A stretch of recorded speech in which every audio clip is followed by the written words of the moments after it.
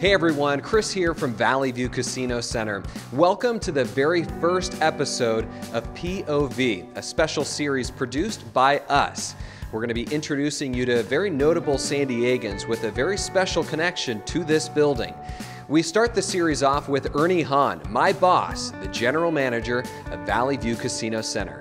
Ernie, thanks so much for joining us. Really fantastic to have you on this very first episode of POV. I know that you have a long history with the building, not as long as the building's been around, but certainly 2 decades. How did you come to be with this arena? Yeah, so it's now been almost 27 years, 26 plus years.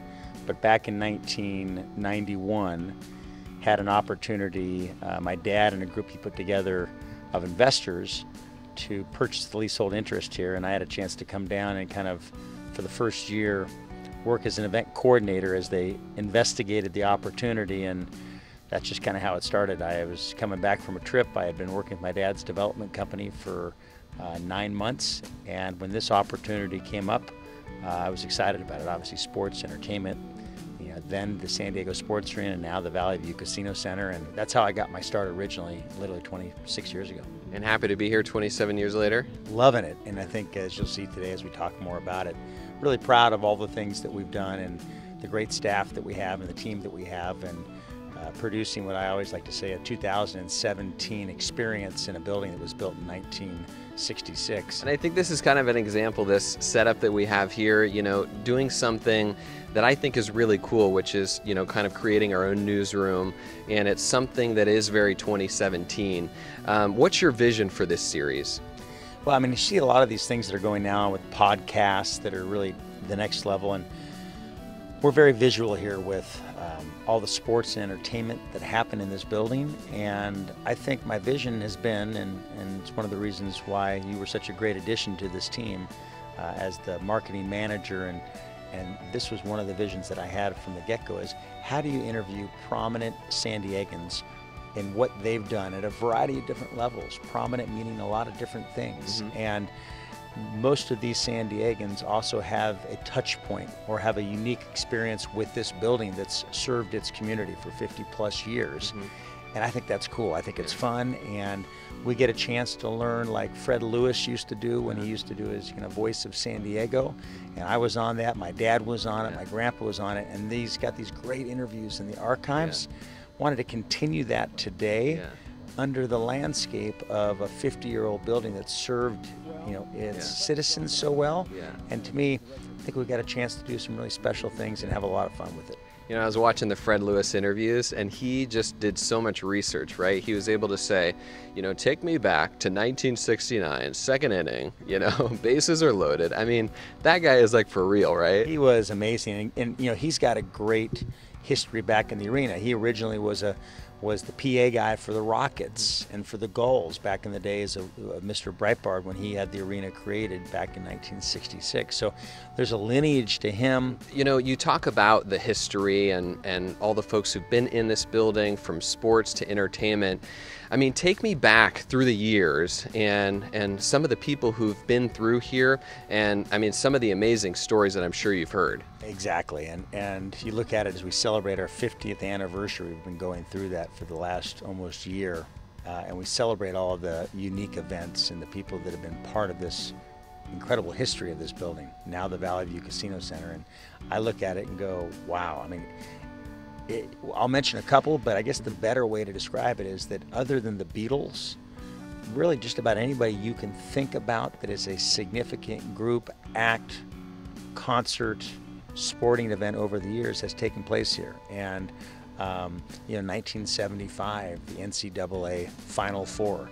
John Wooden wins his final and last championship. It's his 10th championship. The last game, John Wooden, who really is a coach to the world, and Bill Walton and the history he has with this building, his last game he ever coached was in this building in '75. Muhammad Ali and Norton and their iconic fight back in 1973. And Ali's jaw gets broken in the second round. He fights another 10 rounds with a broken jaw. Norton, San Diego Marine, ends up beating him in 12 rounds. This is still a significant building worldwide in the business that it's doing. And I feel like people see the improvements, you know, whether it's the seats, the restrooms, the Stella Lounge. I mean, these are some significant things that we've done. Yes, they are significant. That lounge experience is as good as any lounge experience you're going to get in a brand new $400 million building. When you're watching a show from the GMC Denali pit that we created, you're not going to find a better place to watch a concert in any brand new $1 billion facility. And then we brought in all kind of local food and beverage, so you're bringing Cali Comfort Barbecue and Pizza Port and Rockin' Baja Lobster and Mess Royale. We just want you to have a really good San Diego experience. I can't really control what the building looks like on the outside. It looks very similar like it did 50 years ago. There's no return on investment. There's no ROI on what that building looks like on the outside. But between the 200 flat screens and all the digital experience you get on the inside, and the wall wraps and the new scoreboard that you can barely see above us here, which was a $1 million scoreboard, you're getting a 2017 experience in a 50-year-old building. Proud of that. And I think, you know, proud to be partners with AEG and Valley View Casino and Hotel as well. Incredibly proud. I mean, AEG allowed us to do some incredible things in that partnership with Arena Group 2000 9 years ago, almost to the day. Put more money in the building, have access to more of the tours and more of the infrastructure. I would say most importantly for me, because I've always been about booking in those relationships. I've had a lot of those relationships over 26 years. But as we've talked about, the security, the AEG safe programs, the protocol, because in the end, we need this to be a safe facility. In 2010, we crafted this agreement with Bruce Howard and the whole staff of Valley View Casino and Hotel. We turned this building and it becomes the Valley View Casino Center. We've done an incredible job, I think, in branding this building with them as our partner. And Lobster Buffet is like, it's like over the top. Yeah, how can you go wrong with the Lobster Buffet? And Bruce and their crew do a fantastic job. Great staff there. They get it. They understand it. It's been a great marriage of two teams. You know, there has to be stories, right, that you tell people about this building and some of the artists who have come through here. What do you think people are just totally shocked when you tell them this actually happened here? You know, one of the cool stories was that I go back on, and it was one of the 3 times Elvis played here. And Elvis comes through, and the story is he goes back to his dressing room and he says hi to the security guard that's in front of the dressing room, and notices a draw in his accent and has a discussion with this security guard real quickly. Hey, you know, hey son, where are you from? And they start talking, and apparently he's about 50 miles from where Elvis grew up at that time. And so they hit off kind of a little, you know, relationship there. They start talking, and there's another concert a week later, and the security guard that is working has worked the Elvis show comes back for the next show, and he pulls up in a brand new Cadillac and pulls in. Of course, everybody's like, whoa, you know, one, you're a security guard, two, how do you have a brand new Cadillac?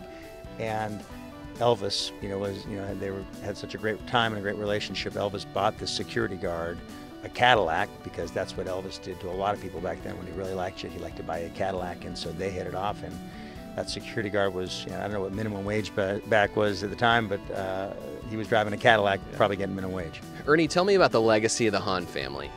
The name is really important to me. I live by it every day, and it's why I named my son Ernie, who's Ernie the Third. I'm very proud of what my grandpa has done for this town and what he started with Horton Plaza and the development and the opportunities. And I got to know him a little bit through that. And where I really learned was through my dad. I mean, my dad came in, secured the leasehold interest here, gave me a chance to come down here and work as an event coordinator.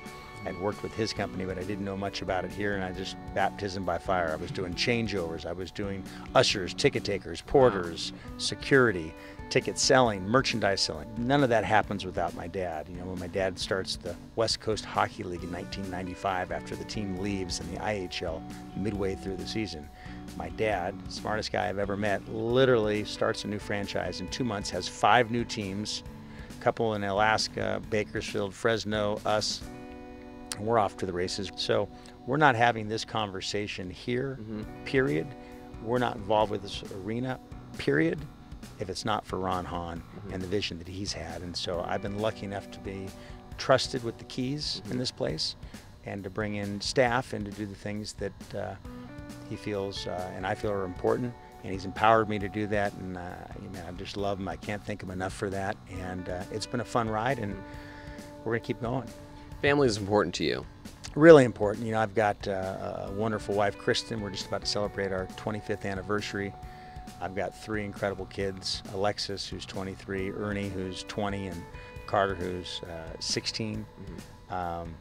So people have asked me in the past, you know, what's your greatest accomplishment in 50 years of your life? I just turned 50, and without a doubt, my greatest accomplishment is my wife and my 3 kids.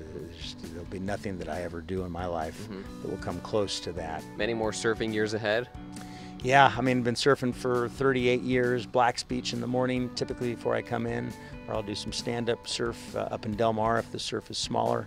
I think that's allowed the sanity to stay with all the years and the 24/7 that this job requires. As you know now, 4 or 5 months, it never ends.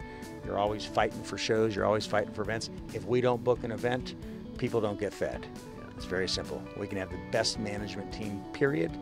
But if we don't book events, if we don't have events, people lose jobs. I got a chance to meet some of your friends, especially your 50th birthday, and every time I see a new person walk up to you, they have a different nickname. I've heard Big Ern, I've just heard them all.